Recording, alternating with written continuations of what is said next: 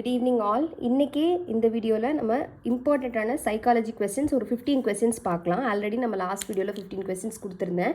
So அது வந்து நீங்கள் மறுபடியும் பார்த்தாலே இம்பார்ட்டண்ட்டான கொஸ்டின்ஸ் இல்லைனா கொஸ்டின் எந்த ஏரியாவில் கேட்பாங்க, எந்த ஆஸ்பெக்ட்ஸில் வந்து கொஸ்டின் செட் பண்ணுறாங்க அப்படிங்கிற வந்து உங்களுக்கு புரியும். ஸோ இன்றைக்கி ஃபர்ஸ்ட் கொஸ்டின் பார்த்துடலாம். Crime based neighbourhood is consider as a dash cause of mental illness. So இதோடைய answer social cause of mental illness. 17th question பார்க்கலாம், which is second question today. Dash is purely divergent, non-purely convergent and always has the elements of both. ரெண்டோடைய element இருக்கும். So அது வந்து purely கன்வர்ஜென்ட்டாகவும் இருக்கும், divergent. இது ரெண்டுமே திங்கிங்கில் தான் வரும். Divergent thinking, convergent thinking. So third question. Dash include current thoughts, whatever we are thinking about or experience at a given moment. இப்போ உள்ள current thoughtனாலே கான்ஷியஸில் இருக்கிறியா அப்படின்னு கேட்குறோம்ல. ஸோ இப்போ உள்ள current thought.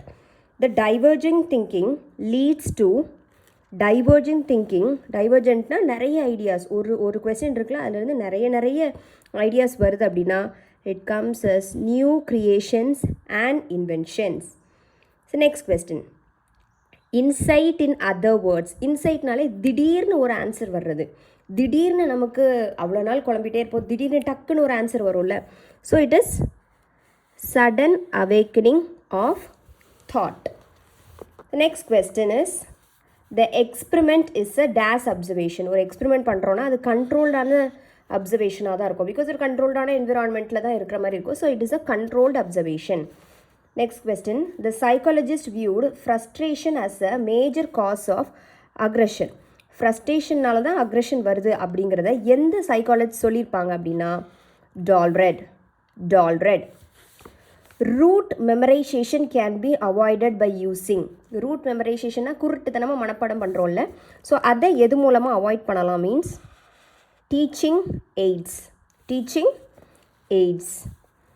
Individual ability to grasp all the object inside the room. ஒரு ரூமுக்குள்ளே இருக்கக்கூடிய எத்தனை பொருட்களாக இருக்கட்டும், என்னென்ன பொருட்களாக இருக்கட்டும், ஸோ அந்த ஏபிலிட்டியை வந்து கிராஸ் பண்ணக்கூடிய இந்த இது இருக்குல்ல, அந்த கிராஸ் பண்ணுற எபிலிட்டியை நம்ம என்னன்னு சொல்லுவோம் அப்படின்னா spam of attention.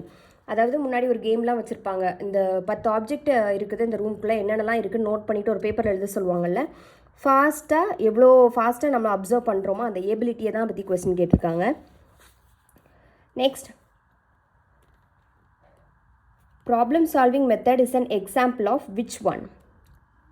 Problem solving method is an example of which one? Learning by insight. Learning by இன்சைட்டுங்கிறது நமக்கு திடீர்னு அந்த உணர்வு மூலமாக திடீர்னு டக்குன்னு ஒரு ஆன்சர் நமக்கு கிடைக்கும்ல, அந்த இலுமினேஷன் ஸ்டேஜில் வர்ற மாதிரி திடீர்னு ஒரு ஆன்சர் பொடி தட்டின மாதிரி வரும். So that is problem solving method வந்து அந்த இதில் வரும். The aptitude of an individual at a particular moment mostly depends on. The aptitude of an individual at a particular moment mostly depends on. எதில் இருந்து அவங்க maximum heredity and environment. Heredity and environment வச்சு தான் அவங்களுடைய potential, அவங்களுடைய aptitude எல்லாமே வந்து determine பண்ணுவாங்க. Next question, 3 more questions to go. Emotional disturbance of an adolescence can be helped to balance through. அதாவது டீனேஜில் இருக்கக்கூடிய ஏதாவது எமோஷ்னல் டிஸ்டர்பன்ஸை எது மூலமாக பேலன்ஸ் பண்ணலான்னா இண்டிவிஜுவல் கைடன்ஸ். அவங்கள வந்து தனியாக கூட்டிகிட்டு போய் இண்டிவிஜுவலாக நம்ம கைட் பண்ணோம் அப்படின்னா அதை நம்ம வந்து ஹெல்ப் பண்ணி சார்ட் பண்ணிடலாம். If the individual does not have a inside and his reasoning proceeds in, it is trial and error. அதாவது ஒரு சைல்டுக்கு வந்து திடீர்னு வர்றது தான் இன்சைட் லேர்னிங். திடீர்னு ஒரு ஆன்சர் கண்டுபிடிக்கிறோம் பார்த்தீங்களா, டக்குன்னு ஒரு ஆன்சர் திடீர்னு பொறி தட்டினாப்பில் வரும்ல, அதுதான் இன்சைட். ஸோ அந்த மாதிரி ஒரு இன்சைட் நடக்கலைன்னா ட்ரையல் பண்ணி எரர் பண்ணி அதுலேருந்து கற்றுக்குவாங்க. So it is trial and error. Maladjusted child is dash. அவங்களால என்ன பண்ண முடியாதுன்னா unable to maintain balance with the environment. ஒரு மால் அட்ஜஸ்டட் சைல்டால் unable to maintain balance with the environment. Motives are expressions of a person's need. So almost நம்ம ஒரு இதோட 2 வீடியோவாக பார்த்து ஒரு 30 சைக்காலஜி கொஷின்ஸ் வந்து நம்ம பார்த்துருக்கோம். வீடியோ கண்டிப்பாக யூஸ்ஃபுல்லாக இருந்திருக்கும். இதுக்கு முன்னாடி உள்ள வீடியோ பார்க்கணுன்னா ப்ளேலிஸ்ட் செக் பண்ணுங்கள், உங்களுக்கு கண்டிப்பாக கிடைக்கும்.